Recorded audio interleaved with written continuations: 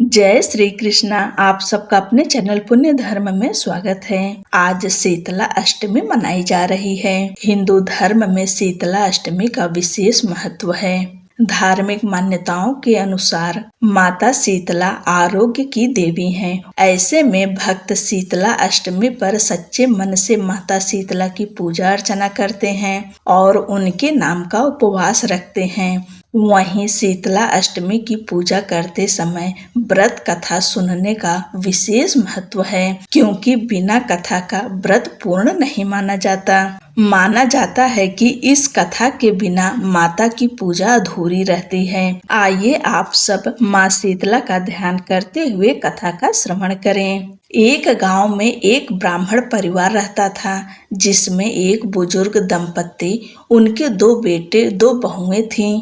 दोनों बहुओं के अपने अपने 2 बेटे थे। उनका पूरा परिवार प्रेम और एकता के साथ रहता था। एक दिन शीतला अष्टमी का पर्व आया, जिस पर बहुओं की सास ने उन्हें पूरी विधि विधान से माता शीतला के नाम का उपवास रखने को कहा। सास ने बहुओं को समझाया कि व्रत के विधान के अनुसार शीतला अष्टमी पर ताजा खाना नहीं बनाया जाता।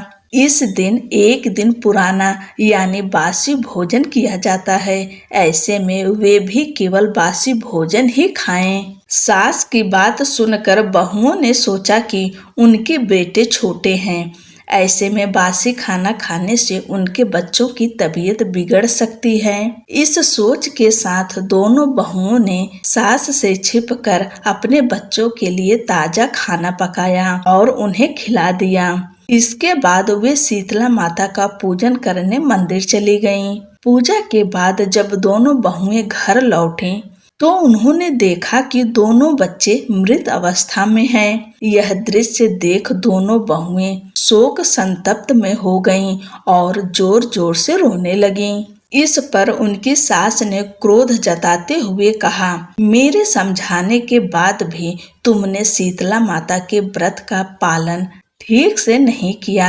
और ताजा खाना अपने बच्चों को खिलाया। इस कारण ही शीतला माता नाराज हो गईं। अब तुम दोनों को यह सजा मिलती है कि जब तक तुम अपने बच्चों को जीवित न कर लो, घर वापस मत आना। यह सुनकर दोनों बहुएं अपने बच्चों को लेकर घर से बाहर निकल पड़ीं। वे दोनों गांव-गांव भटक रही थीं। तभी उन्हें एक खेजड़ी के पेड़ के नीचे 2 बहनें मिली। दोनों बहनें बहुत गंदगी और जू से परेशान थीं। उनका दुख दोनों बहुओं से देखा नहीं गया और उन्होंने अपने दुख को भूलकर उन दोनों बहनों की मदद करने का निर्णय लिया। बहुएं उन बहनों के सिर से जुएं निकालने लगी। थोड़ी देर बाद उन्होंने बहनों के सिर से सारी जूं साफ कर दी। इस पर बहनों ने बहुओं को धन्यवाद देते हुए कहा, तुम्हारी मदद से हम बहुत प्रसन्न हैं। हम तुम्हें आशीर्वाद देते हैं कि तुम दोनों जल्दी ही पुत्रवती होंगी। यह सुनकर दोनों बहुएं अपना दुख याद कर रोने लगीं। तब अचानक शीतला माता स्वयं प्रकट हुईं। उन्होंने अपनी दिव्य आवाज में कहा, तुम दोनों ने इन बहनों की मदद की है और इन्होंने तुम्हें सच्चे मन से आशीर्वाद दिया है। ऐसे में मैं अपना क्रोध भुलाकर तुम्हारे बच्चों को पुनः जीवित कर रही हूँ। शीतला माता के साक्षात दर्शन और उनके आशीर्वाद से दोनों बहुएं अत्यंत खुश हो गईं। वे धन्यवाद देती हुई अपने जीवित बच्चों के साथ घर वापस लौटीं। घर पहुंचने पर उन्होंने शीतला माता की पूजा और व्रत विधि पूर्वक शुरू किया और यह संकल्प लिया कि वे आगे से कभी भी व्रत के विधान में कोई चूक नहीं करेंगी। इस प्रकार शीतला माता की कृपा से दोनों बहुओं के जीवन में खुशहाली और समृद्धि आ गई। उन्होंने अपनी गलती से सीखा और हमेशा शीतला माता की पूजा और व्रत करते हुए अपना जीवन बिताया। इस घटना के बाद गांव में भी शीतला अष्टमी का महत्व और श्रद्धा बढ़ गई और लोग इस दिन माता शीतला के भोग और व्रत को पूरी श्रद्धा से करने लगे। हे शीतला माता, जैसे आपने दोनों बहुओं की मनोकामना पूरी की वैसे सबकी पूरी करें। बोलो शीतला माता की जय। अब आप सब दूसरी कथा सुनिए। एक बार शीतला माता ने सोचा कि चलो आज देखूं कि धरती पर मेरी पूजा कौन करता है, कौन मुझे मानता है। यही सोचकर शीतला माता धरती पर राजस्थान के डुगरी गांव में आई और देखा कि इस गांव में मेरा मंदिर नहीं है और ना ही मेरी पूजा होती है। माता शीतला गांव की गलियों में घूम रही थीं। तभी एक मकान के ऊपर से किसी ने चावल का उबला पानी मांड नीचे फेंका। वह उबलता पानी शीतला माता के ऊपर गिरा, जिससे शीतला माता के शरीर में फफोले अर्थात छाले पड़ गए। शीतला माता के पूरे शरीर में जलन होने लगी। शीतला माता गांव में इधर उधर भाग भाग कर चिल्लाने लगी, अरे मैं जल गई, मेरा शरीर तप रहा है, जल रहा है, कोई मेरी सहायता करो। लेकिन उस गांव में किसी ने शीतला माता की सहायता नहीं की। वहीं अपने घर के बाहर एक कुम्हारन महिला बैठी थी। उस कुम्हारन ने देखा कि अरे यह बूढ़ी माई तो बहुत जल गई हैं, इनके पूरे शरीर में फफोले पड़ गए हैं, यह तपन सहन नहीं कर पा रही हैं। उस कुम्हारन ने कहा, हे माँ, तू यहाँ आकर बैठ जा, मैं तेरे शरीर के ऊपर ठंडा पानी डालती हूँ। कुम्हारन ने उस बूढ़ी माई पर खूब ठंडा पानी डाला और बोली, हे माँ, मेरे घर में रात की बनी हुई रबड़ी रखी है, थोड़ा दही भी है, तू दही रबड़ी खा ले। जब बूढ़ी माई ने ठंडी ज्वार के आटे की रबड़ी और दही खाया तो उनके शरीर को ठंडक मिली।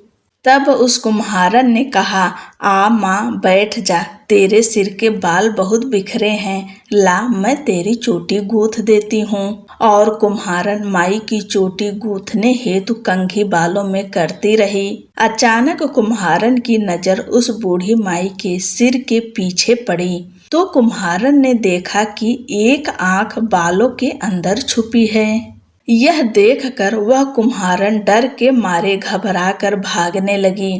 तभी उस बूढ़ी माई ने कहा, रुक जा बेटी, तू डर मत, मैं कोई भूत प्रेत नहीं हूँ, मैं शीतला देवी हूँ। मैं तो इस धरती पर देखने आई थी कि मुझे कौन मानता है, कौन मेरी पूजा करता है। इतना कहकर माता चार भुजा वाली हीरे जवाहरात के आभूषण पहने सिर पर स्वर्ण मुकुट धारण किए अपने असली रूप में प्रकट हो गईं। माता के दर्शन कर कुम्हारन सोचने लगी कि अब मैं गरीब इन माता को कहाँ बिठाऊं। तब माता बोली, हे बेटी, तुम किस सोच में पड़ गई। तब उस कुम्हारन ने हाथ जोड़कर आंखों में आंसू बहते हुए कहा, हे माँ, मेरे घर में तो चारों तरफ दरिद्रता बिखरी हुई है, मैं आपको कहाँ बिठाऊं। मेरे घर में ना तो चौकी है, ना बैठने का आसन ही। तब शीतला माता प्रसन्न होकर उस कुम्हारन के घर पर खड़े हुए गधे पर बैठकर एक हाथ में झाड़ू, दूसरे हाथ में डलिया लेकर उस कुम्हारन के घर की दरिद्रता को झाड़कर डलिया में भरकर फेंक दिया और उस कुम्हारन से कहा, हे बेटी, मैं तेरी सच्ची भक्ति से प्रसन्न हूँ, अब तुझे जो भी चाहिए मुझसे वरदान मांग लो। तब उस कुम्हारन ने हाथ जोड़कर कहा, हे माता, मेरी इच्छा है अब आप इसी डुगरी गांव में स्थापित होकर यहीं निवास करें और जिस प्रकार आपने मेरे घर की दरिद्रता को अपनी झाड़ू से साफ कर दिया, ऐसे ही आपको जो भी भक्त होली के बाद सप्तमी को भक्ति भाव से पूजा कर अष्टमी के दिन आपको ठंडा जल, दही व बासी ठंडा भोजन चढ़ाए, उसके घर की दरिद्रता को दूर करना एवं आपकी पूजा करने वाली महिला का अखंड सुहाग रखना, उसकी गोद हमेशा भरी रखना। साथ ही जो पुरुष शीतला अष्टमी को नाई के यहाँ बाल न कटवाएं, धोबी को कपड़े धुलने ना दें और पुरुष भी आप पर ठंडा जल चढ़ाकर, नारियल फूल चढ़ाकर परिवार सहित ठंडा भोजन करें। उसके काम धंधे व्यापार में कभी दरिद्रता ना आए। तब माता बोली, तथास्तु। हे बेटी, जो तूने वरदान मांगे हैं मैं सब तुझे देती हूँ। हे बेटी, मैं तुझे आशीर्वाद देती हूँ कि जो भी मेरी पूजा करेगा उसे सुख, समृद्धि और आरोग्य की प्राप्ति होगी। तभी उसी दिन से डुगरी गांव में शीतला माता स्थापित हो गईं और उस गांव का नाम हो गया सील की डुगरी। सील की डुगरी भारत का एकमात्र मुख्य मंदिर है। शीतला सप्तमी के दिन यहाँ बहुत विशाल मेला लगता है। बोलो शीतला माता की जय।